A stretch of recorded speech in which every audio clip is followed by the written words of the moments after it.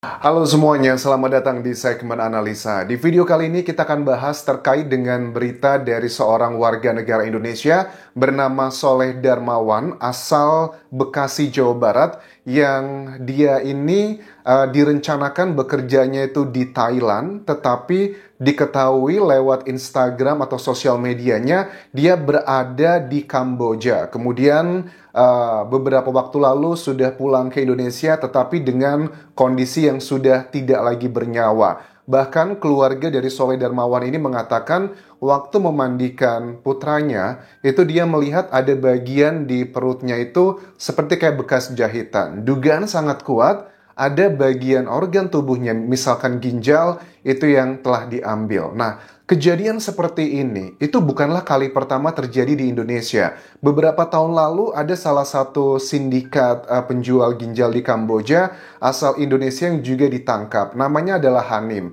Ini kejadian sekitar setahunan yang lalu.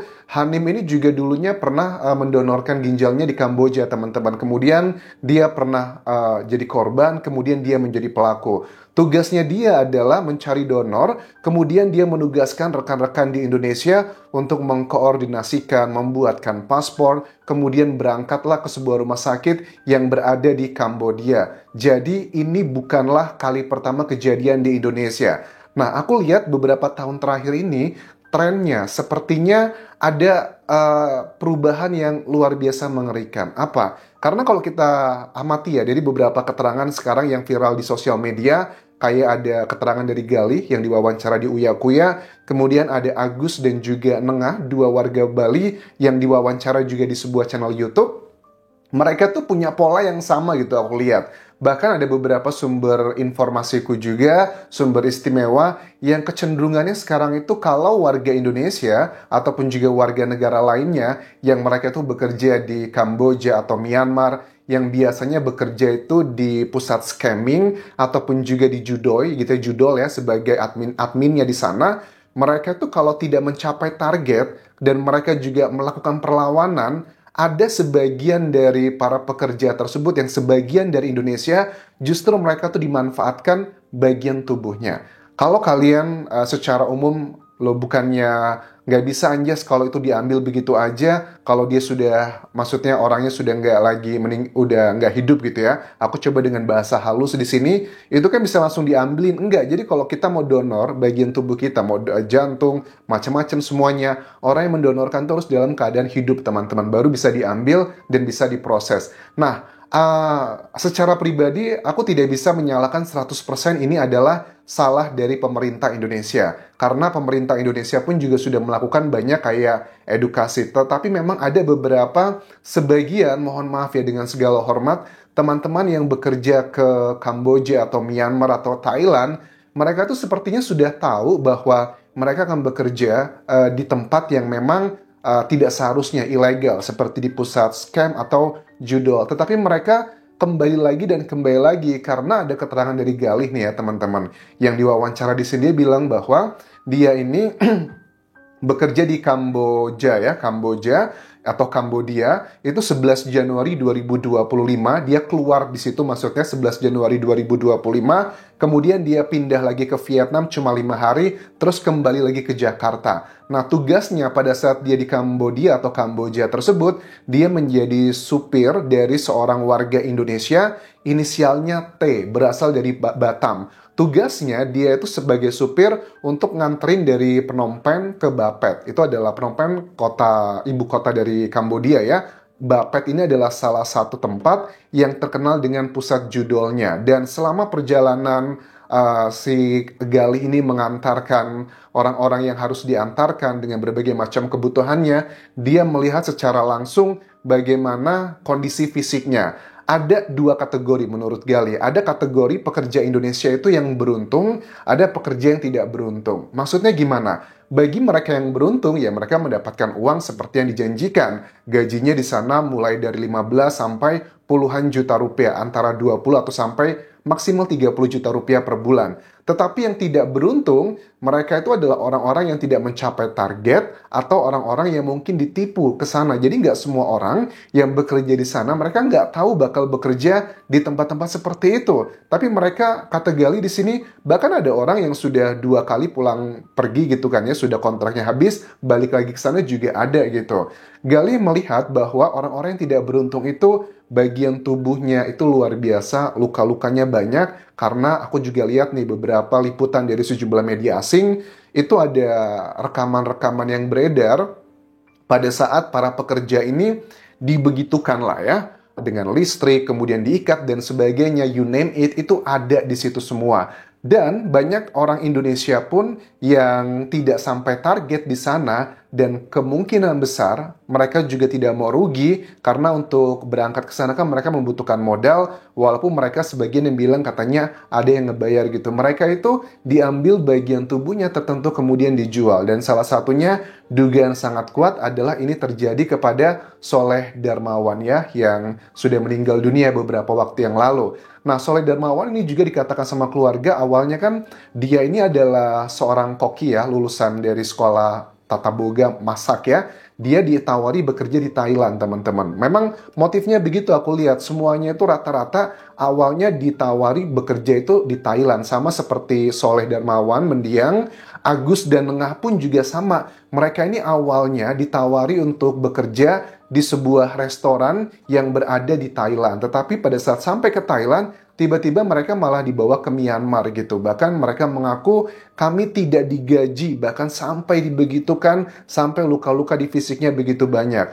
Dan persamaannya lagi dari banyak kasus yang aku lihat, ini semuanya orang yang mengenalkan untuk pergi ke tempat tersebut, ternyata bukanlah orang jauh, tetangganya, saudaranya, bahkan ada orang Indonesia di sana. Kalau dari case-nya Agus dan Nengah ini dia bilang, katanya tahu mengenai informasi ini karena dikasih tahu sama rekan sesamanya orang Bali. Jadi dia awalnya dikasih tahu tentang proses berangkat dan pekerjaannya. Bahkan di awalnya menurut Nengah bahwa si yang menawari pekerjaan ini sudah ngasih tahu bahwa nanti kamu kerja di sana itu sebagai admin judol di Kambodia atau di Myanmar atau di mana. Nah, tetapi dia menolak teman-teman karena alasannya saya nggak bisa komputer. Karena pengalaman Nengah ini adalah seorang pelayan atau waiter yang di restoran ataupun juga di bar. Nah, beberapa bulan kemudian setelah ditolak tersebut, orang yang sama tetangganya Nengah itu menawari lagi bilang begini, oh kebetulan ini bos saya juga punya restoran dan butuh tenaga kerja di sana. Dan dia mengajak temannya bernama Agus tersebut dan mereka diminta uang 5 juta rupiah untuk uang jaminan. Dengan penawaran gaji adalah sekitar 15 jutaan. Tetapi itu semua adalah omong kosong, malah mereka dipekerjakan di tempat yang tidak seharusnya di Kambodia. Dan motifnya itu sama. Begitupun juga dengan Mendiang Soleh Darmawan, ini ada sosok perempuan yang inisial S, yang diduga adalah temannya Soleh, yang pertama kali menawarkan dan mengajak dia untuk ke Thailand, tetapi malah menurut ibunya dicek di sosial medianya, ditemukan terakhir kali Soleh Darmawan ini berada di Kambodia, teman-teman. Polanya sama begitu, dan Hanim, sindikat penjual ginjal di Kambodia pun juga sama. Yang direkrut adalah orang-orang yang dekat-dekatnya, tetangganya, saudaranya, dan sebagainya. Nah, sebagai pengalaman pribadi, karena aku paham ya, kadang tuh kita desperate ya, karena aku juga bekerja di Thailand, teman-teman, sebagai dosen. Aku masih inget banget dulu waktu aku mau ke Thailand itu ya, beberapa kali aku pindah perusahaan atau universitas ya, karena pada saat kita kontraknya habis atau kita tidak memperpanjang lagi, kita harus melakukan proses perekrutan pekerjaan tuh dari awal. Kita harus keluar dari negara Thailand tersebut yang aku bekerja untuk keluar ke negara lain dan nanti kita bisa melakukan re-entry visanya. Nah, yang bisa aku sampaikan di sini adalah begini, teman-teman juga harus pinter-pinter dalam memilih pekerjaan. Mungkin aku beruntung karena pekerjaannya di sektor formal. Nah, kalau aku lihat dari banyak case teman-teman pekerjaan dan yang mencari pekerjaan termasuk aku juga pribadi, aku tidak akan berani ya untuk pergi ke sebuah negara kalau aku belum mendapatkan letter of acceptance atau surat penerimaan gitu. Aku bekerja di tempat mana. Aku rasa LOE ini didapatkan bukan cuma bekerja di sektor yang formal ya, seperti jadi dosen atau kantor-kantor yang ada di Thailand atau negara lain, tetapi mereka yang bekerja juga di sektor informal sebagai pelayan atau supir dan sebagainya, itu pasti juga akan ada tipikal sejenis seperti LOE. Setelah kita mendapatkan letter of acceptance tersebut, baru kita ngerasa aman. Ya, ini ada pilihannya. Kita bisa datang ke negara tersebut dengan turis visa.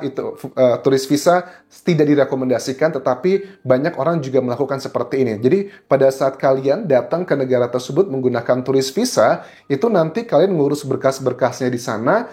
Nggak lama dari itu, mungkin 2 atau 3 hari kalian harus pergi ke negara lainnya. Misalnya kalau di Thailand kalian bekerjanya, kalian biasanya nih ya, kalau Thailand tuh perginya ke Laos atau Kambodia atau antara 2 negara itu sih, karena itu yang paling berdekatan. Begitupun juga sama, kalau kalian bekerja di Kambodia atau Myanmar, kalian datang menggunakan turis visa yang sebenarnya nggak direkomendasikan, itu biasanya 2 atau 3 hari setelah menunggu proses dokumennya, harus ada yang diurus di sana, kalian juga harus keluar negeri dulu terdekatnya untuk mendaftar di embasi terluarnya. Itu adalah tidak boleh sebenarnya, cuma itu banyak dilakukan. Yang secara resminya, secara sesuai aturan adalah ya kita mendapatkan LOE, kita ngurus surat untuk ID-nya, untuk bekerjanya 3 bulan extend gitu. Ntar di sana, itu kita ngurusnya di embasinya di Jakarta. Misalnya, aku mau bekerja ke Thailand, aku harus mengurus surat izin bekerjanya itu adalah di kantor embasi atau imigrasi Thailand yang ada di Jakarta. Kita ngurusnya di situ. Nanti kita dikasih jatah 3 bulan untuk tinggal di Thailand. Setelah itu, setelah 3 bulan kita extend lagi buat sesuai dengan kontrak ya, bisa setahun, 2 tahun, ataupun juga 3 tahun. Itu adalah yang regular dan juga normalnya. Sekali lagi aku turut prihatin dan turut berduka, tetapi memang sekarang di negara-negara kayak Myanmar, Thailand, dan juga Kambodia, memang kecenderungannya seperti itu. Kalau kalian tidak perform di pekerjaan kalian, pertama, kalian akan dilakukan hal-hal tidak pantas seperti ini, atau yang kedua, bagian tubuh kalian tuh bisa diambil dan kemudian dijual. Karena yang dipikirkan oleh orang-orang ini adalah semuanya uang. Mereka tidak peduli kalian dari negara manapun. Karena korban dari kasus yang seperti ini bukan cuma terjadi untuk warga Indonesia ya. Ada warga Thailand, warga China, bahkan warga Malaysia, dan banyak lagi sebenarnya. Nggak cuma didominasi oleh warga negara Indonesia. Sementara itu bisa aku update mengenai kasus ini. Terima kasih sudah menonton. Sampai ketemu lagi di video berikutnya. Bye.